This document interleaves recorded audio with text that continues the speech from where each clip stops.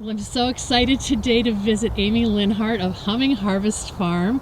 Hello, Amy. Hi. Give us a little peek at your very first crop of the season. Yeah, so daffodils are definitely the harbingers of spring, and I'm super excited to see a lot of success this year. So you can see we have different successions going. This is some of our earliest. This is Obdum. This is one of those beautiful, well, I would say they're all beautiful, floofy white ones. You can barely see the bud ready to pop. And actually, right, when you're harvesting for flower farming, you really don't want to see any open flowers. So I typically don't get to see these in bloom until I'm done and I'm kind of over picking. So you said that you planted daffodil land a couple years ago. Yep, we did 2 falls ago.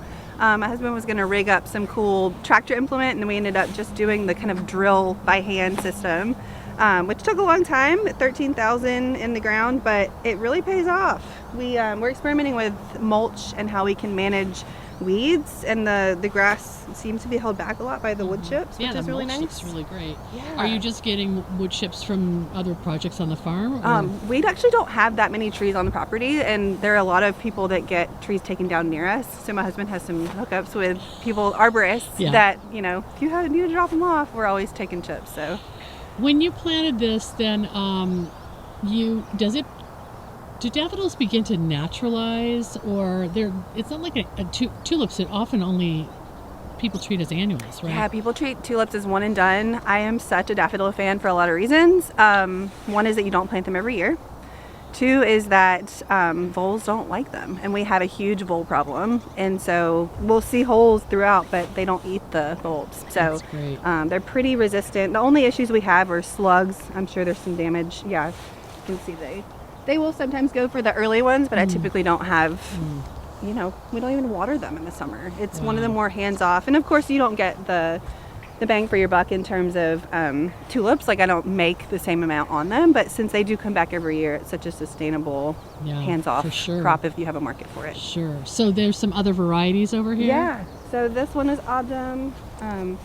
This one is so beautiful. This is one that's like mostly ready to harvest right now, and it's called Ice King, and I don't see any blooming, so I can't show you. But when you harvest daffodils, you harvest in the gooseneck stage, depending on variety. So this guy is how I would, like I said, I don't see them bloom in the field often because this is how I pick them.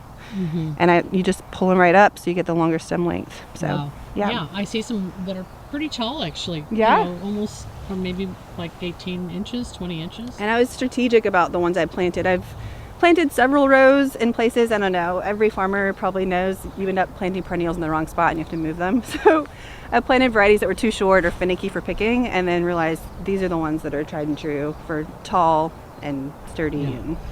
And where are you selling them, and how are you selling them? I sell these wholesale to Metropolitan Market. So they're so supportive of local. It's really incredible, and I've been working with them for, this will be my 4th season.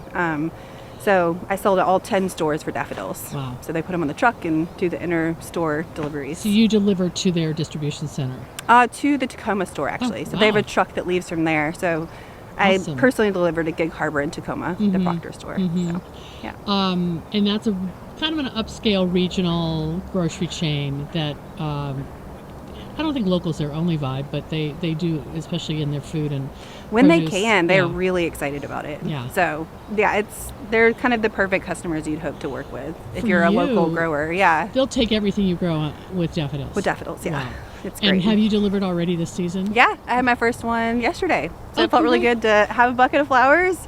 Even just like holding flowers after the whole winter of not touching living things, it just feels really life-giving. So, yeah. So, Amy, before we walk up to your high tunnel, tell me about this. I see you've got this wonderful fence to keep all the deer out. Yes. And this parcel is massive. So it's a giant rectangle, and then there's this little like annex here for daffodils. Yep. I don't know if people can see, but it's all the way up there. Yeah. What is your acreage? We have 10 acres, and so the first 5 are kind of where we grow everything, and I would say we cultivate about 1 acre with perennials and everything mixed with annuals. And then the bottom 5, my husband is very determined, and this was covered in Scotch broom and blackberry just a couple years ago, and we got goats, and he's done a whole bunch of clearing, and now it's perfect for pasture. So we've got some cows, we've done pigs. Cows. Yeah. And he recently has been working with NRCS folks to put in this cross fencing to do more rotational grazing and do what's called silvopasture. So where you plant like fruit trees and food trees that offer shade and food, so it's more of a full circle way of growing animals. For having livestock. Yeah. So you have cows and goats right now?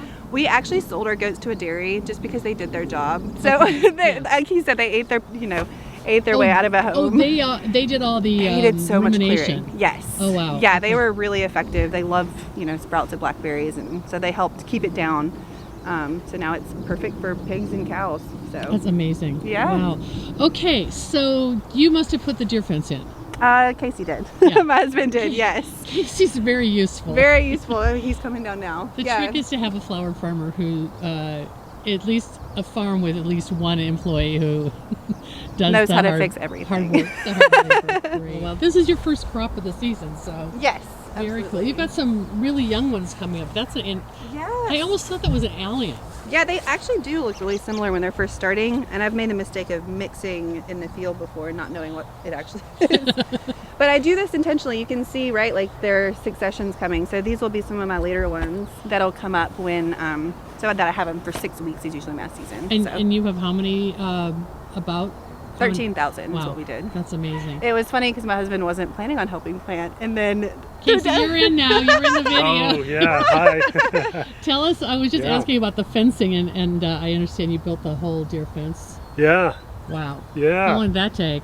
A while. The kind of the base was there, so I extended it up to get it about 8 feet, and Oh, I see. So you at least on the perimeter. you got the it up perimeter, higher yeah. to keep the deer out. Yeah, I mean, you absolutely couldn't farm here without Right. deer no, fencing. we have Yeah. deer like it's nobody's business. So, Yeah. Yeah.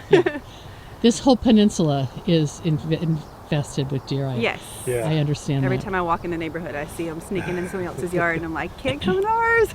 So Casey, you didn't start out wanting to be a flower farmer, but now you are. I sure didn't. Part-time? No. Yeah. Just kind of got roped into it here. So. How does your schedule work as a firefighter though?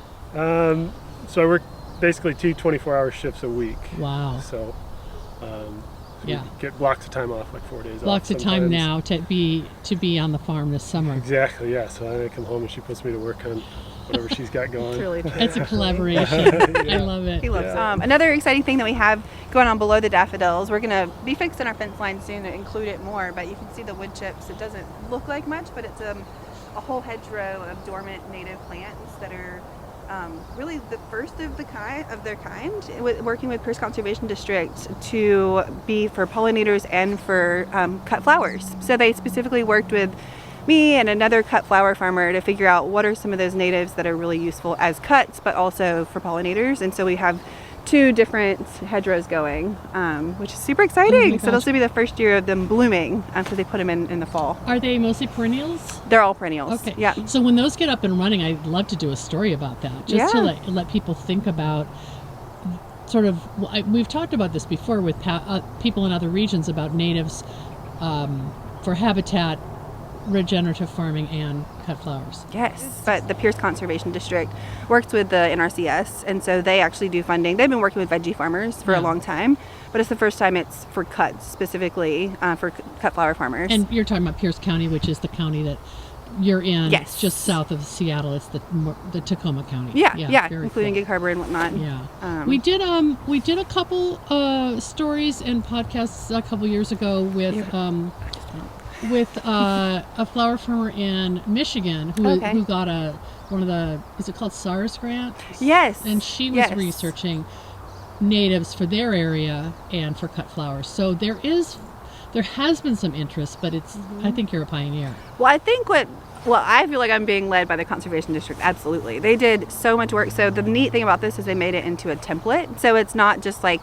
we're just going to put plants in. It's a template that could be applied to any flower farmer. And what's really neat about that is they have like wet property, they have dry property, they have all these different conditions to fit the needs of different farmers. and there's often grant funding associated. Wow. So we had grant funding associated with this.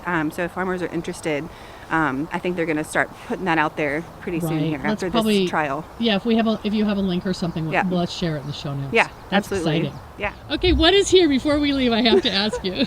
It looks like grass, but it is maybe one of the most exciting things I feel like my husband and I have failed at numerous times and succeeded this year, and it's cover crop. So we actually have quite a bit going on here in terms of winter cover, and so we're planning on continuing to build our soil, and I think we timed it for the first time correctly this year. It's so lush looking. Isn't it? Oh my goodness. So what will you ultimately plant here when you till this in? This will be our annual cut flowers.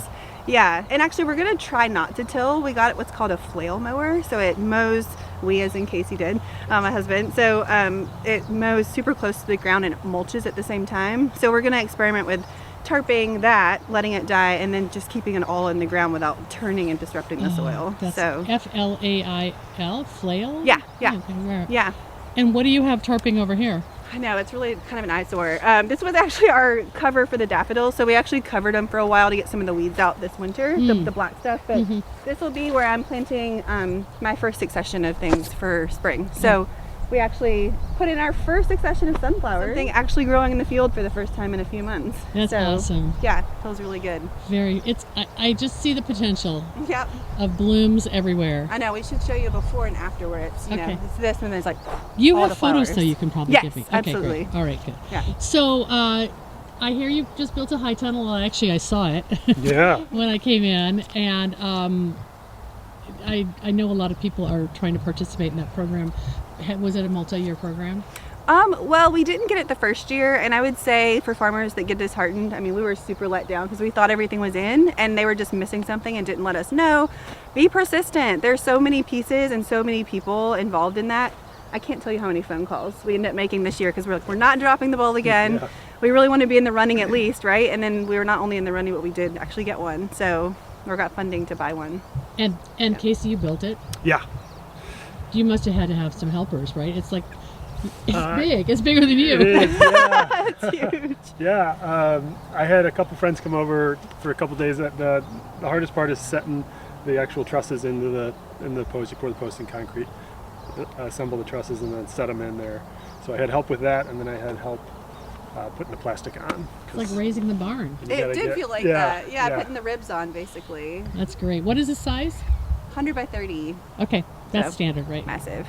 Yeah. I love it. That's going to be Yeah. a game changer for you. I'm so excited. That's going to be in the future a lot more spring crops that we haven't been able to do before. So Like anemones and ranunculus? yes, Okay. yes.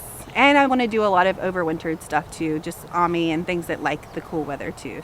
So you'll be probably planting a lot fourth quarter this year. yeah, Great. yep, Awesome. more so. And I've done it in the field 2-3 years in a row now, and I've just never had that much success in terms of even when I cover them, I just feel like we might have a microclimate or something that's just too cold or too wet, and I end up losing like half of the plants, and I'm just kind of tired of that. So Yeah. I'm excited to have something that's going to protect No, them. it gives you stability and predictability. Exactly. Great. Well, you can if you can open the door, we'll peek in and take a Yeah. little footage. Just a beautiful thing to look in here and see that architecture of the interior. You must feel so grateful that you got it up, right? Yeah, yeah, Gosh. And that we got reimbursed. yeah. Yes, Absolutely. exactly. So what do you have in here? Some cover crops? Yeah, what cover crop did you put in here? It's Do just you a remember? 4-way cover crop. I'm not even Yeah. sure what. Just to kind of build the soil up? Yeah. Exactly. Had this just been like grass or pasture prior? Yes. And a rock pile, apparently, we learned. A lot of rocks, a lot of stumps. Yeah. Hey, you got this massive level area. It's great. Yeah. We had to work a little bit to get it leveled, but Yeah. Okay, so the future potential of Humming Harvest Farm. Lots of spring crops. All right, that's awesome. Thanks for sharing that. Yeah. But it makes it possible to grow thousands of seedlings.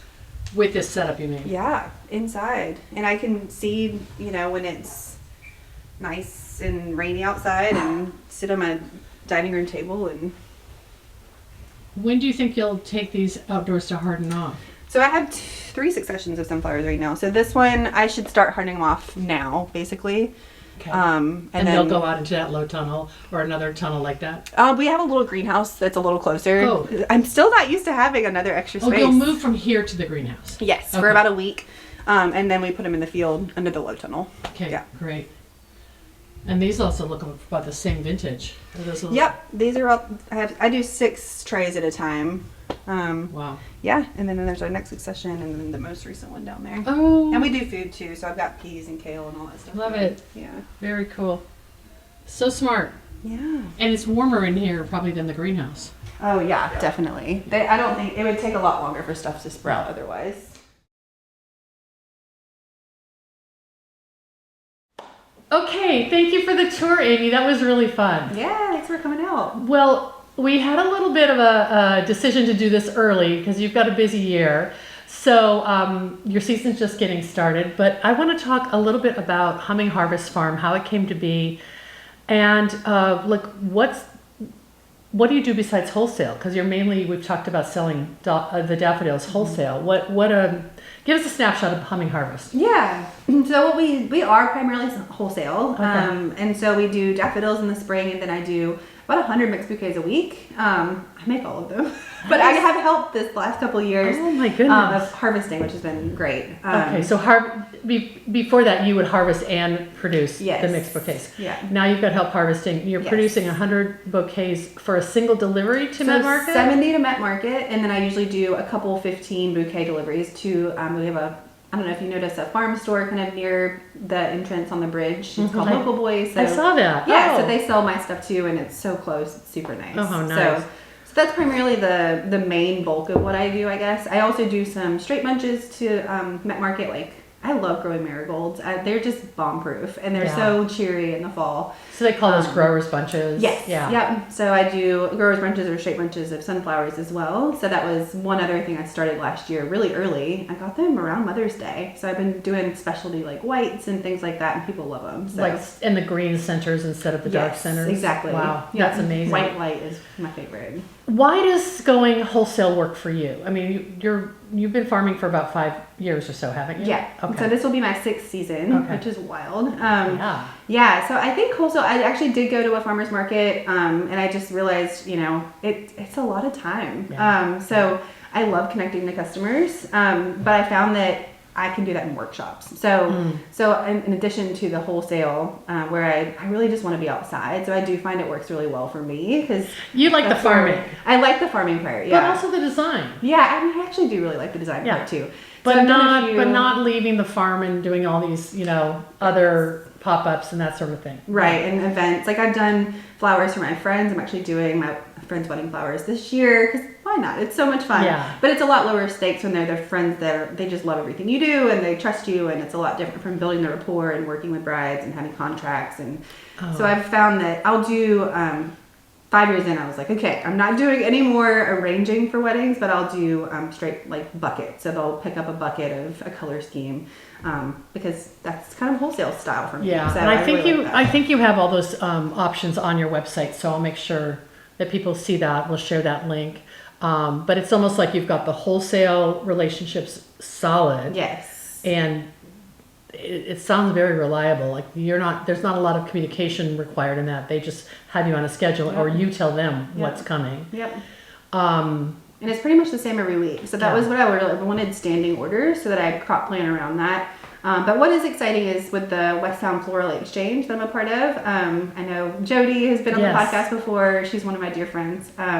And she started that amazing group that is wholesale, but it's for florists. And so I've been starting to be more a part of that. Last year was the first year. Right. We actually had a training last night. So there's a lot of momentum, a lot of people wanting to build the community of local growers to make it available for event florists and even some brick and mortar we're trying to build up in that realm too. West Sound Floral Exchange was just an idea when I had Jody Logue on the podcast, was maybe like 18 months ago or something. And since then, it sounds like this has become a collective of boutique farmers in the kind of, when West Sound is sort of between Tacoma and the Olympic Peninsula, I guess. Yep. So on that map, it's sort of an area where a lot of people can grow, but where's the market? So coming together, then you don't all have to chase single deliveries to individual florists. Well, and florists don't have to chase individual pickups from farms is the biggest, right? And people shop with their eyes. And so the website that she's developed actually has every product has a photo. And yeah, so the consistency, it feels like you're shopping anywhere else instead of it feeling like, oh, I need to contact the farm and then contact that farm. And so it compiles it all in one place. And what I like is I can go out of town and, let Jody know that I'm not going to post that week, and it's not a big deal. You're not tracking specific wholesale customers in the same way. And then when does that get started? So you said you had a training last night, and you're kicking off pretty soon? Yeah, so they want to, for folks that have tulips, so it'll be May. I may kick off this year, but it'll be earlier. So it's exciting. And there were about 22 people that are signed up right now at farmers. That's fabulous. Yeah, so I just feel like the momentum's growing, and it's just, Jody's really good at cultivating friendships among farmers, so it doesn't feel like competition by any means. And good. Yeah, so it feels good, and it's a way for me to add some things to what I'm already doing without it feeling stressful, because there's no limit of how much we have to post or things like that. Well, it seems like if you've got your wholesale mostly grocery relationships, then what you it's almost like overproduction or additional production you can kind of funnel through this. Exactly. Isn't it a mobile operation the way Yeah. she does it? So there's no brick and or no warehouse that people are coming to. Okay. No, so the overhead's low on that point. And this year, she did pick up at local farms last year, and it was just so much because she'd pick up on the same day as delivering to the people who ordered. So there are going to be more pickup points. So I'll be bringing my stuff to somebody who has a really big cooler. I've got a cooler, but not enough to store for other people. Oh, that's good. So you can stage it there, yes. and then it goes off. Yeah. And is it all on consignment? No, none of it's consignment. Oh, okay. And that's what's beautiful as a grower, right? Because you never know if it'll sell. It's all pre-sold. So they, just like you would for the Seattle wholesale growers, it's the same model, just on this side of the water, basically. And then I would imagine at some point, if you have extras, does she leave them on the truck for people to kind of shop and see what's the day of? We talked about that. Oh, yeah. okay. And I think it's also a space restriction. Yeah. But I think that, if people see things on the truck and they're like, wait, I should have ordered that, having extra is always a good idea. Yeah. So, yeah. And this is the second year we've ever done it. So it's just kind of, we were looking at stats about how it went last year, and it's just exciting because it was successful. I'm not trying to reinvent the business. I should talk to Jody again and get all the details, but that's really interesting.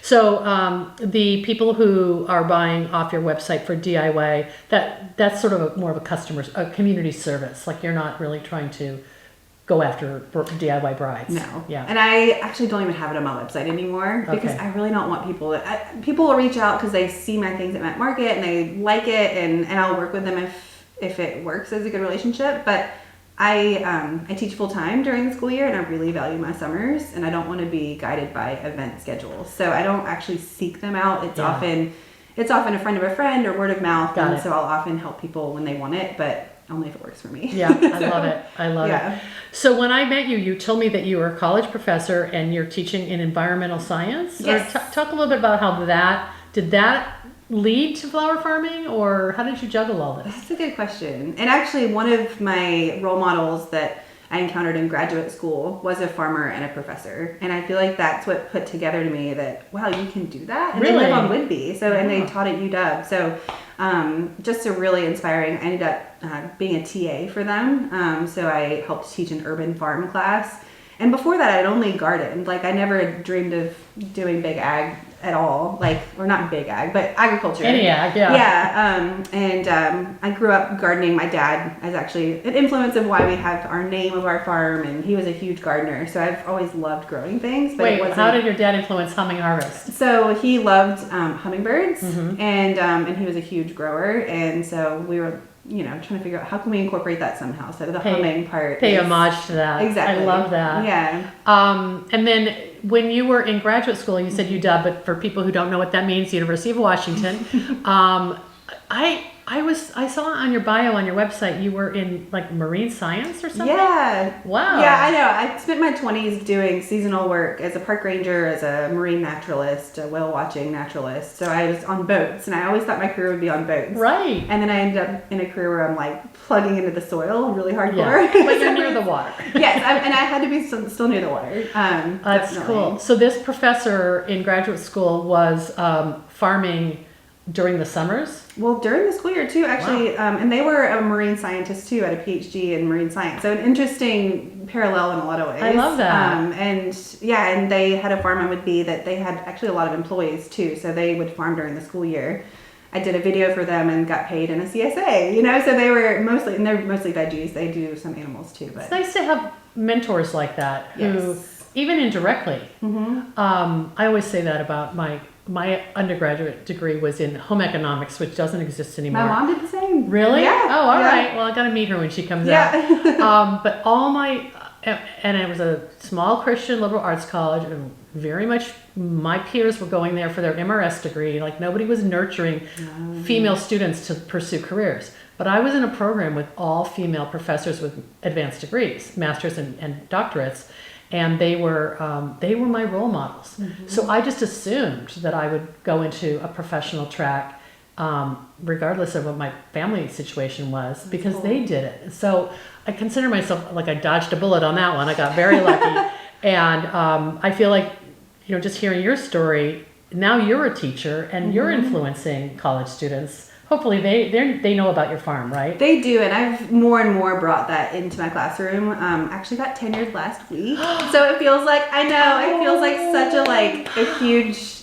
safety that I have now. I'm not like probationary anymore. That's epic. And Yes. And can you say where you teach? Or Yeah, at Pierce College. Okay. Yeah, so and I felt a lot more confident. You know, my school is really about bringing your whole self to your teaching, and so I teach environmental science. And for example, I did like an activity where I had aphids on my ranunculus at the time, and I brought it in and showed them what aphids look like, and had them do the scientific method about how can we experiment with different trials of figuring out what beneficial insects might be most helpful. So I love it. Yeah, so I try to bring things in Yeah. and bring in lupin, see the root nodules of the nitrogen fixing bacteria. So I try to incorporate things when I can. And actually just this last winter, I got a grant. I worked with a colleague to get a grant that is pursuing climate justice, and we're doing it through food systems. So we have some mini projects set up on campus for a community garden of labeling native plants and doing an herb garden. And so anyway, it's exciting. I feel like things are really starting in that realm. That's really inspiring.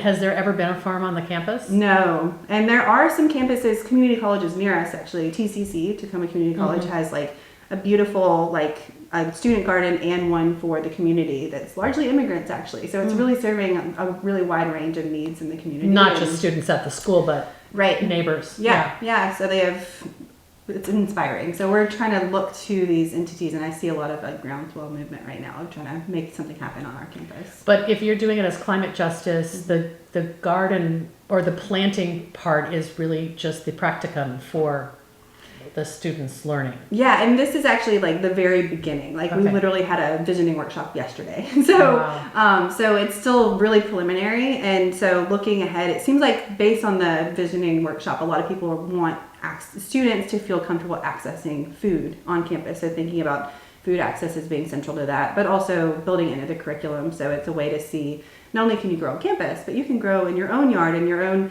patio, whatever you might have access to. So thinking about, and we don't know what direction we'll go necessarily, but it's just exciting. Do you think you'll get some flowers into the plantings? I think so. I'm gonna do the pollinator route, right? And I think it just brings people joy, right? And who doesn't want to see flowers on campus? So I definitely want to have an influence on that too. I mean, I grow vegetables as well. That's how I also started. So my heart is also there, but flowers are where it's at for me. It's sort of there's a harmony there where if you have food and flowers together, that things happen, that just people either become aware that flowers are a viable option, or they see that pollinator, the beneficial insects and all. Right, because vegetables grow better when you have flowers too, right? Yeah. So, yeah. That's so great. So you have lots of big news coming on. You just got tenure, and now you're going to have a baby in a month? No, in probably 2 weeks. I mean, tomorrow maybe. By the time this airs, you'll be a mom. I will. No, it's probably true. Yeah. And congratulations. I wish you the best. I don't know how you're going to juggle it all. I mean, you already have 2 jobs. Now you're going to get a 3rd job. But it sounds like Casey's got a flexible schedule, so maybe that helps. Yes. You both have these sort of off time where you can be at home. Yes. But I think long term, you're building a life for yourself. Mm-hmm. You've decided this is the kind of lifestyle I want to have. And I really admire that, because it's not like it just happened. You worked for it. Yeah, thanks. I feel lucky too, right? You always have all these supports that just make that sort of thing happen. And yeah, we feel so lucky and love having our friends and our family over because it is such a space that we've wanted for ourselves, but to be able to share that has been such a joy too. Yeah, this is a beautiful piece of land. When you teach, are you off farm like 1 or 2 days a week, or how does that work? Well, I'm still figuring out when I have tenure if I'll have more say on my schedule. I think I might. Oh my gosh! Yeah, like how many courses are you teaching per term? It's 3 is the standard full time, and of course I get summers off, which is why farming actually fits so well. Right. But as farmers know, spring is the busiest season because you're harvesting and you're planting at the same time rather than summer is harvesting, right? So thank God this baby is waiting a little bit. I know. You've been even from the first of the year probably you've been seeding things. Oh yeah. Okay. Yeah. So I've been able to balance it because I've been able to chunk classes. So I'm often on campus 2 or 3 times a week. And then I can work at nights too. Like I'm often grading at night, things like that. So I have some time during the day, and I did get help last year, and she was a dream, just so helpful. And so I'm realizing that getting help is important. Yeah, So, that's wonderful. Yeah. Is there an agriculture program, or is it at your school, or is it all environmental sciences? Not at our school, unfortunately. Okay. So we don't have any kind of technical programs in that realm. That's often a 4-year institution. Okay. So like WSU, for example, Washington State University is where people might transfer if they want that. But yeah, environmental science, it fits in really well. And we have some other programs on campus that it could fit really well. Part of the grant that we got actually is helping or paying some instructors to incorporate climate justice through gardening and growing. And we have people who've applied from English and from all different, because you can think about these things from all different lenses. So I'm excited to see what sort of curriculum they come up with, because I think that growing is so part of our society and has been for so long that it doesn't have to be the science of it, right? It can be the cultural part. It can be the just the connection, the mental health piece. The wellness, right? There's so many facets that I'm just excited to see where we can support students in our community. I love it. What else do you want to talk about before we wrap up? What else? I mean, I'm just how many different varieties are you actually growing? And when I see how much you have a lot of planting area. Yes, it's amazing. It's grown and grown and grown and grown. Okay, that used to be like a horse field, so it was nothing really, just like grass eaten down. And now that's why you're trying to build up the soil with cover crops. Because it was so rocky and really not great. Last year, I'm a spreadsheet person, so I think I had 86 varieties of different flowers. Wow. This year, because I'm having a baby, I really cut down. I'm inspired by a lot of farmers who are seasoned and talk about the importance of streamlining, right? And so this baby is forcing me to do that this year, and I think I have 20, which is a lot lower for me, but still is not what, the handful that I know I should get to at some point. Well, also it seems like you're emphasizing spring harvest and fall harvest, not summer harvest, or maybe in the future. That's kind of we're trying to figure out how is this baby going to affect our lives. And so now that we have the tunnel for spring, and then I didn't mention I'm doing dry stuff as well. So I've done some dry workshops and things for local restaurants and things. But this year I lined up with Farm Girl Flowers. Are you familiar with them? They're so amazing. Just the loveliest people to work with, honestly. Christina's a good friend. I was actually thinking about her on the way here, if I just kept going, I'd be over at her farm. Right. So you're doing dry product for her? Yeah, so I did 14-inch wreaths for them. What was it, 18? Anyway, bigger. And I did them for the season. So the fall vibe, wheat, all that stuff. And then winter whites. And so I did 110. I made, which may not sound like a lot, but when you make a wreath, you realize how long that takes. So and you have to have a lot of product too. Exactly. They have to be really dense and filled. Yes. Yeah. So so that worked really well, and I love just handling dry flowers especially in the winter when there's not much else. So I really see that being a part of what I can do because we sold out both rounds of those. So I imagine there's a need for more. So I'm hoping that can. Yeah. So that's done now for the year. Yeah, for the year. Yeah. But the other thing is also just having interviewed Christina many times and hear her talk about that there's so many financial risks to having a perishable product, and if you have some other options that like the wreaths, they can just be pre-made and in the inventory and ship when they're purchased. So exactly. It's good for you too. Yeah, and I can make them any time of day. It doesn't have to be right when I've harvested within a couple days or something. So I really like that flexibility as well. Where are you drying everything? We have our big barn down there, and in the summer. Oh yes, I saw it in the distance. Yeah. Yeah, in the summer I have nails in the rafters, and I hang just loads and loads and loads of flowers. And then also I have a little potting shed next to our chicken coop up here, so I've got 2 spaces that when we have the windows open, we're really lucky in Washington, right? Because we don't have. Well, I'd argue I'd like to have rain in the summer, but it's perfect for drying it. That it is less humid. Exactly.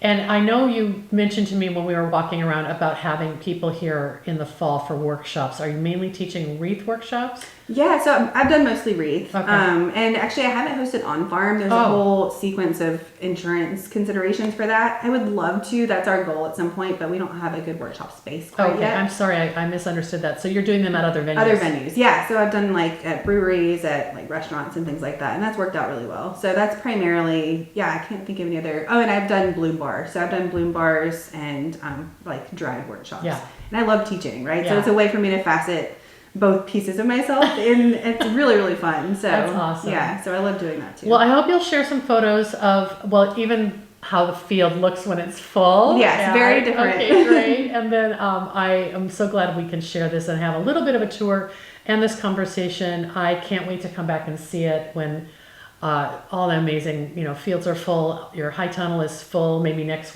spring, a year from now. And see your hedgerows with native plants. You're doing some amazing sort of facets that could easily be borrowed by any listener to just say, oh, I'm going to try that one thing. And it's not overwhelming.